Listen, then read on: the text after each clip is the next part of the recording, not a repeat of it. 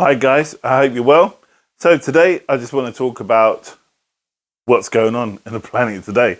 Nothing specific. I just want to share my thoughts and see what comes out because Spirit wants to talk. So I'll see you after the intro.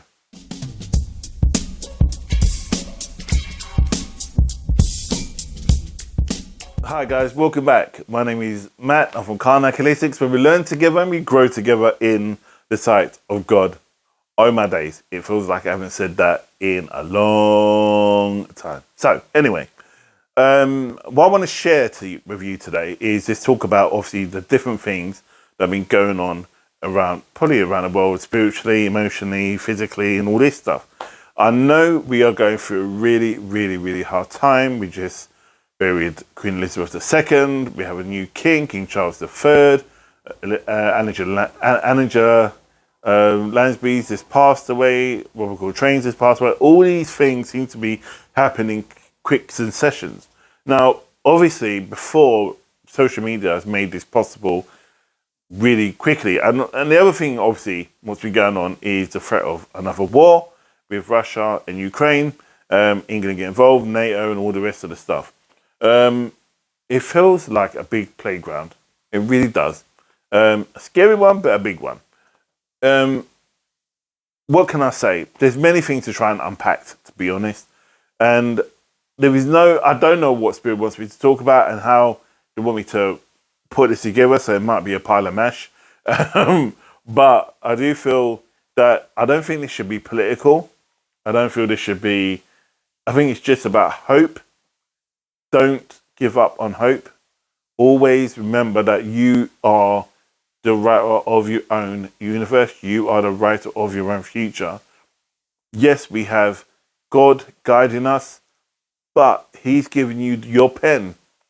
He's giving you your pen. You have your pad, and it's down for you to write whatever you want to do with your life. Whatever way you want it to go and how you want it to untangle, to change, to develop, it is down to you. And of course, it is... it can be quite nerving when no one really likes change. When we need to change, it could be quite scary. And no one really likes change. Not a lot of people like change. However, if you think about it, we are always going through change.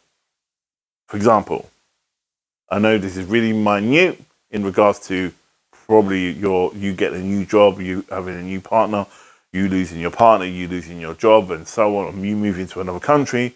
But the change is change, right? So we all change clothes every day, right? We don't wear the same clothes, the same underwear. We sometimes go to a different route going to work. We do different things every day. We don't do the same things day in, day out, even the ones that are set with having the same patterns or processes of how they live their life. For example, they may go to the same job every day, go to the same pub every week, at the same pub every day, and all the rest of it. But you get people that come in there who are not always the same. You go into a pub and you go there regularly, you're going to get random people coming in. Yeah, the conversations can be different.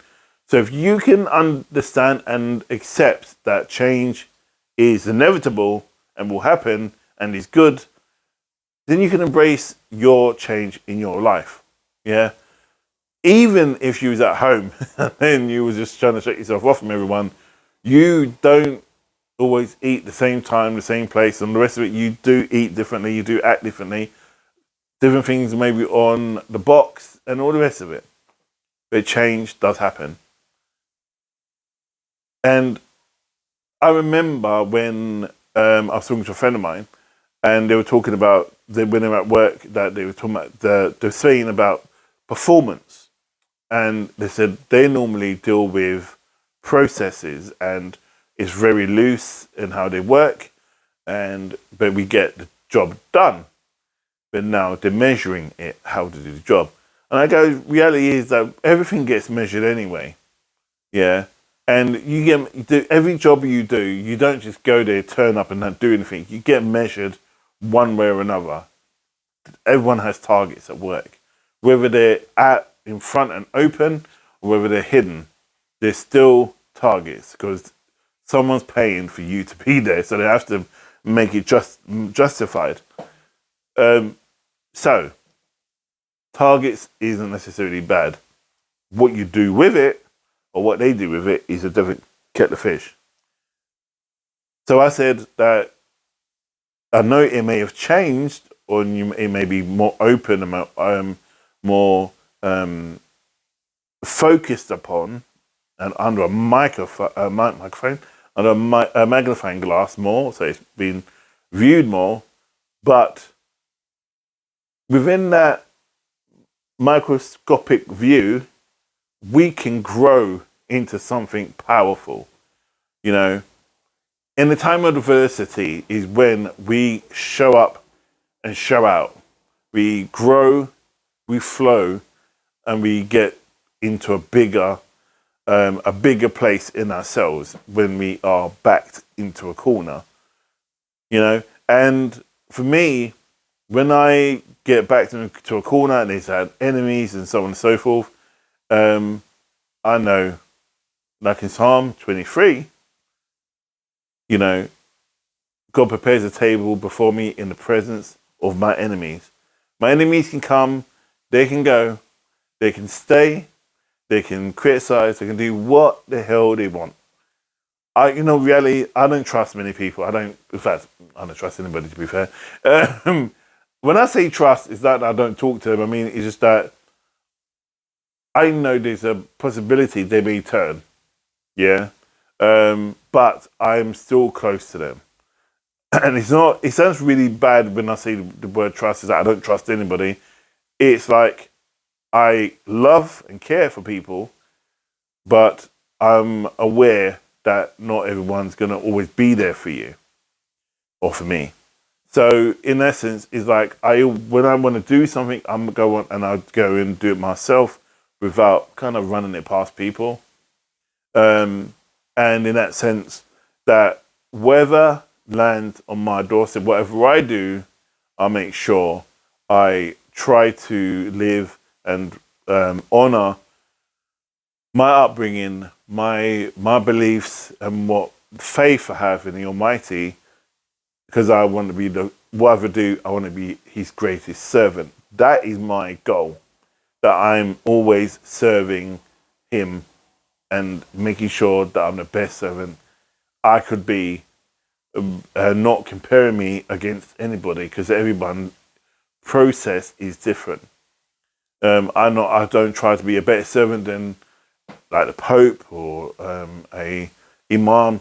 Everybody serves God differently, but for me, I serve Him and His energy the best way I can, and by asking what it is you want me to do, who do I need to work with, trusting in my feelings and trusting in the vibration I get from people.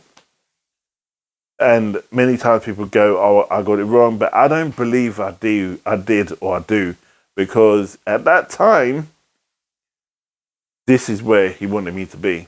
Because whether it worked or didn't work, or betrayal or whatever, it is about growth.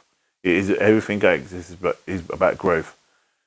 And you've heard me talk about the hero's journey. The hero's journey talks about the cycle, the 15th cycle of the hero's journey, which you go through to develop yourself. And when I do my counseling and my coaching with people, I use specifically a lot of the hero's journey, and recognizing that archetypal person they're in is about them developing to be the archetype they want to be, but they don't know it yet because they've been telling me this is where they want to go and where they want to be, but they just don't know how. They just need to be guided and molded and supported in that direction. We all do. We all do. We all have an archetype. We all have a image we all live by. Whether it is aggressive, happy, lost, or like a lion, or very strong, or a leader. We all have an archetype. We all like certain things, for example, on TV, books, and so on, because there's an archetype there that we aspire to be or we're lacking in our lives. Harry Potter, the victim, became the rebel, became the leader. You know, we can identify with his journey. One way down the line, we would have dealt with something that Harry Potter may have dealt with. Lord of the Rings. You see Lord of the Rings, you see Frodo going through his journey to get rid of the ring, to save humanity or save the Middle Earth. But the underdog taking on such great responsibility because he knows this is his journey to destroy this ring to save everyone. And also, I want to just say that when you're in a space and you're feeling confused and lost, don't be angry. Don't be getting upset and give up and go, oh, this ain't going to work, and start throwing a panic and all the rest of it. Because, again, going back to archetypes, do you see the Indiana Jones when he's been tied to a chair and the baddies have got whatever relic he's got and he's achieved, he's on his way back to keep it safe, then the archetype, the evil people take it from him, then he's got all the odds against him, then he fights and gets out. Do you see him giving up and going, oh, it ain't working, you see typical, and throws his toys at Prime? Do you see Superman having a bad day? You know, do you think, oh, whatever, or this and that? Yeah, you see when like in one of the Supermans, he did fight himself, but ideally he was always strong. The Wonder Woman, she's the same thing. Whether she gets controlled or whether she needs to fight the baddie, she gets through it, she overcomes. But she never gives up, she never has pity on herself. And finally, I don't remember who the last one was. So you got all these different people. Let's look at Star Wars. Darth Vader. You know, Darth Vader was an orphan. Then he lost his mum and all these. Life just basically shitted on him. And as he grew and got older, he found his archetype, what he felt was his archetype leader, was in the Emperor, who was obviously had wrong views. And I'm going to quote something from Harry Potter here, but it said, "You've done amazing things, but terrible, but it still was amazing." But yes, it was still evil because it killed and hurt people. Then you got Vader, who overcomes it and saved by his own son. But originally, and we all know, if you've seen Star Wars, you know that it was only Vader was the only one that can kill his master, to bring balance back to the Force, and then he can overthrow him, not Luke. So when Yoda went after Palpatine, he would never ever win it, because that wasn't the way the scriptures of the Jedi was written. It wasn't down to Vader to win. It wasn't down to Yoda to beat Palpatine or the Emperor. So we look at these archetypes, and we want to compare ourselves to these archetypes. We can see that we have our mentors. Could be our friends, could be even us, but something. It could even be God, right? It could be living or dead. These archetypes that help us on our journey. And then we've got the oppressors. The oppressors are the ones who will be the ones that are trying to keep us back and hold us back. They could be your friends even, yeah? They could be your friends. It could be you. It's down to you to overcome your oppressor, yeah? Because you may be going, I'm not good at this, I'm rubbish, I'm this, that, and the other. And it was Serena Williams that said she would not practice tennis if she was in a mindset that she wasn't any good. You know, something down that line, she said. But she knew that she always had to know that she was the best, in her head and in her heart. Now, let me just explain something, that the brain is a powerful instrument, powerful is a powerful organ we have. right? I think it's 100,000 kilowatts it pushes out. Did you know the heart pushes out 5 times the kilowatts? 500,000 kilowatts, I believe, if I remember correctly. So the heart pushes out that much energy more than the brain does. More than the brain does. So when I work with people, I say, don't think with your head. Yeah, rationalize stuff, some stuff, but follow it with your heart, because your heart will never, ever be wrong. Never be wrong. The amount of times I had a feeling about somebody really strongly, and then I was like, it always came true, one way or the other. Yes, it's easily corrupted. That's where you have to use your brain to make you, what's the word? Rationalize the truth, you know. So, people, I'm going to leave it on that. Blessings. I hope you're well, and I hope you're keeping safe.